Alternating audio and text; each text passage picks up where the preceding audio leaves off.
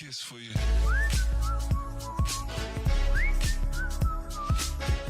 Imagine a situation, maybe you're a car person or a mechanic or a movie buff or something, and you have that movie and you have that car or you have that tune that you did, or even just something as simple as getting new tires and having them feel really good on the ground while you're driving, right?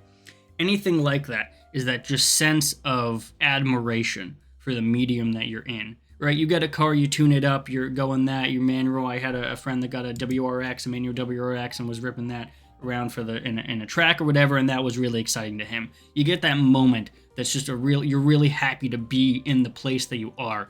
And I think for a lot of people, I still love being in the sphere I am, right? I got my degree in this. I'm in it for the long haul, whether I end up liking it in the next 20, 30 years or not. But to me, as someone that's in that's someone that got a degree in that, someone that's not like a business major or anything like that, as someone that kind of enveloped themselves into this world, there's less and less of these experiences.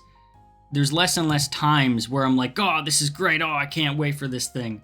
Right? And I think we need to kind of get back to that. Today, I really want to look at something that I think is a little bit kind of hard to categorize, but what I'm calling passion versus structure in the technology space. Now, what I really want to kind of hone in on and kind of boil this video down to is that I feel like personally, at least compared to the past, we are losing the need, but also the importance and not understanding the importance of the experience in tech products and technological advances in general. For me, I'm a pretty structured person. I like structure. I like understanding how things operate. But I think when we focus a little too much on structure, when we kind of overanalyze things and boil everything down to lists and features and numerics and stuff, we really lose a lot of the quality experience that we can have with a lot of these products.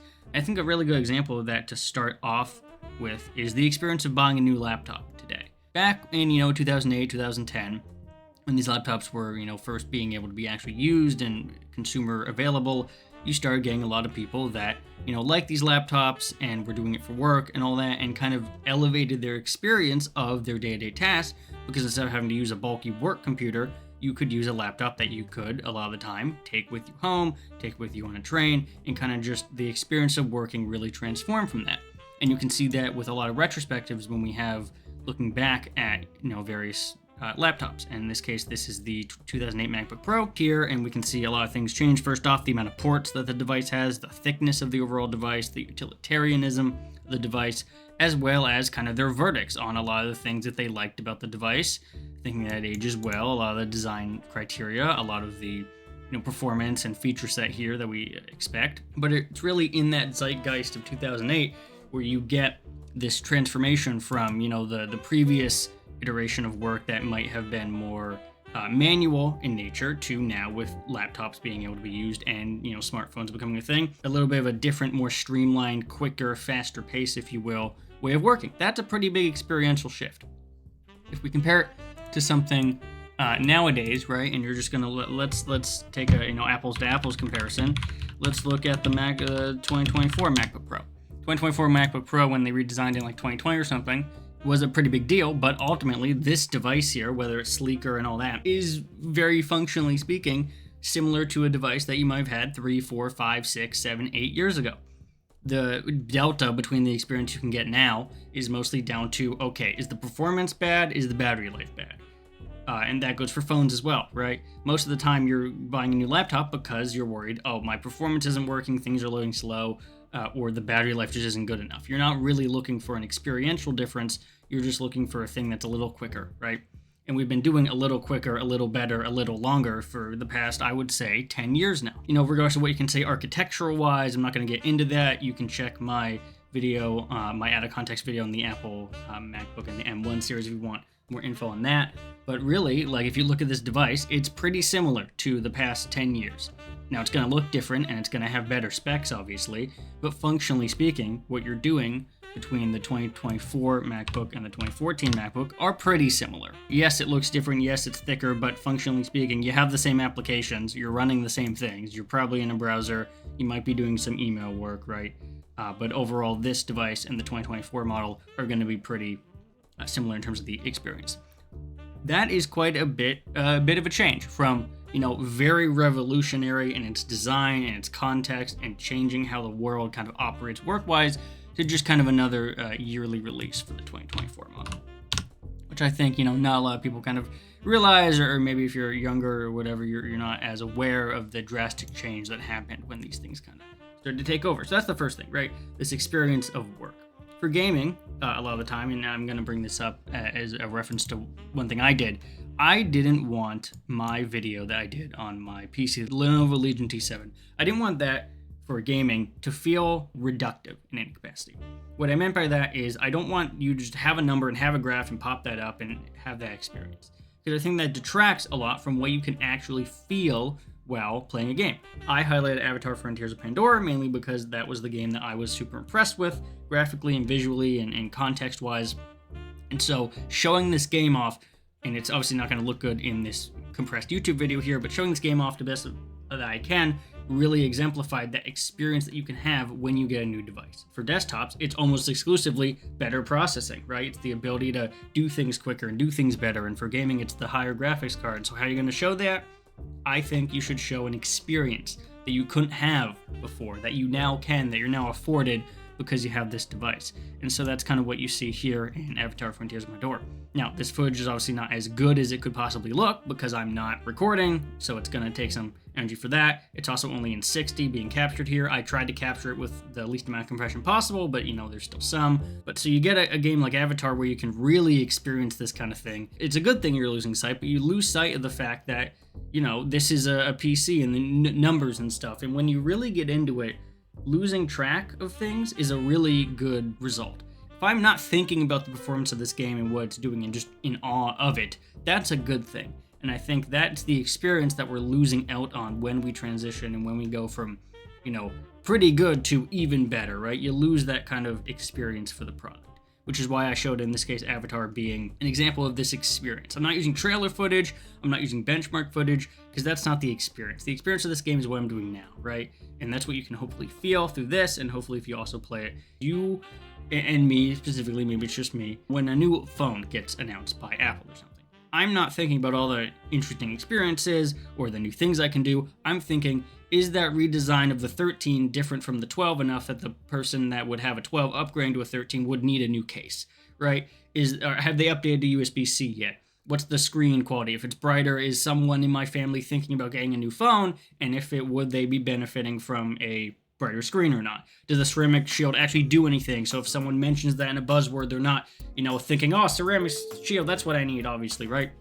It's those smaller things that obviously someone who is in this space and recommending things constantly and in the tech world and in the IT world and needing to do this on a daily basis determines, and you have to think about all that. Obviously, a normal person might not need to do that, but it's still something that I've always kept in the back of my head of all those different things, which really make things into a list. I'm not thinking about the experience, I'm thinking about the list of features and the changes they had and how does it compare to the last one and if that's advantageous for anyone in my family or immediate family or recommending for friends or anything like that. Now again, that's not something you're going to necessarily experience, but what it is important to understand the shifting feel. I have an S21 Ultra right now, I might get a 15 Pro Max. The first thing I did is write down all the features of the 15 Pro Max that are different from the 12 so I could maybe do a review on it, right?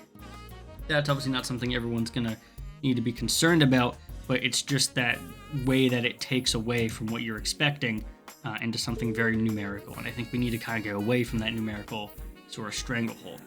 So that's the technology section, right? I've talked about that idea and all that with things like laptops, the old and new version of that, what people are doing as retrospect, the experience of things like games and everything else you can do for it. My personal experience in terms of the kind of separation between the tech sphere and other mediums, let's just say movies for right now.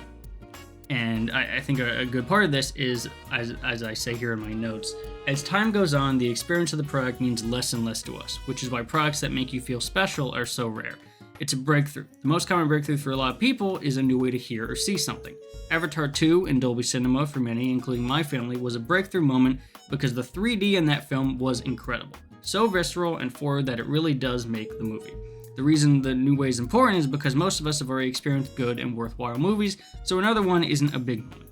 I really liked Barbarian, for example, here, which I won't say anything about because the best way to view that movie is to go 100% blind, but I thought Barbarian was fantastic, especially before you know what the actual threat is. but it didn't have that impact on me that early Disney did, for example. Watching Lion King 1.5, Little Mermaid, Beauty and the Beast, Notre Dame on VHS that was in a TV in my closet here, really, it's not just nostalgia, right? I would actually argue that it was just a great experience overall. Nostalgia, to me, is only really useful when you want to go back to whatever it is that you wish you could go back to but can't. I still have these VHS tapes and a player to play them on, but I'm not interested in doing that because I don't need to experience that again. It's not going to have the same feeling. I just appreciate the experience and what it was at the time.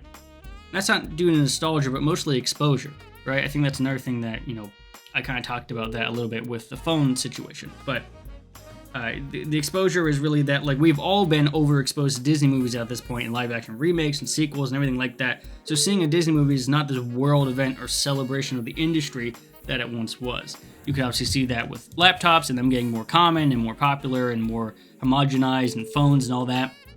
Because of that overexposure, because of that constant bombardment of these things, you stop having that experience and you start putting it into numbers. And I think that really is not this is not something that in the train that moves forward in this industry really feels like it should be heading towards. Because what it ends up doing is creating a lot of apathy. And you can see that in recent events from NVIDIA, you can see that in the Intel debacle, you can see that in everything here, right? That it's no longer about the experience of all this. It is now about the numerical increase, the value that provides, the value that these companies are providing, and all that. And I think we've gotten away from that desire to have feeling and a worth and a kind of excitement about the industry. It could be that mainly is because the industry's changed. I really think it's that our perspective on what is good enough and what is enjoyable have changed. And to cap it all off, I think the thing that kind of really motivated this whole thing is, I've talked about this before, Super Mario Wonder. And the reason I bring this up is because this game, when I first got it, and I had, I'm not super into platformers or anything like that. I've played all the Mario games, but I haven't, super been into platformers or all that, and it was kind of not doing as much gaming in general. And I bought this game and I played it, and immediately I could feel the joy and the connection and the quality that was here, and just the amount of attention to detail. And for most of the other Nintendo games, the Kirby and the Forgotten Land is a similar thing, Fire Emblem similar thing, Odyssey similar thing. They all have this level of attention. And you don't need to know anything about gaming other than to imagine a situation. Maybe you're a car person or a mechanic or a movie buff or something. And you have that movie and you have that car or you have that tune that you did, or even just something as simple as getting new tires and having them feel really good on the ground while you're driving, right? Anything like that is that just sense of not really joy, but just admiration for the medium that you're in, right? You get a car, you tune it up, you're going that, your manual. I had a friend that got a WRX, a manual WRX, and was ripping that around for in a track or whatever, and that was really exciting to him. You get that moment that's just you're really happy to be in the place that you are. And I think for a lot of people, I still love being in the sphere I am, right? I got my degree in this. I'm in it for the long haul, whether I end up liking it in the next 20, 30 years or not. But to me, as someone that's in that's someone that got a degree in that, as someone that's not like a business major or anything like that, as someone that kind of enveloped themselves into this world, there's less and less of these experiences. There's less and less times where I'm like, oh, this is great. Oh, I can't wait for this thing. Right? And I think we need to kind of get back to that. So you can obviously discuss in the comments if there's an industry you're super familiar with and you might have a different feeling. I know a couple people that are into car stuff, and they've been saying, oh, the market's kind of, wishy-washy right now. So if you're in an industry that you think is interesting and you have some insight into kind of that experience versus numbers debate, then let me know. Anyway, I'll see everyone in the next video.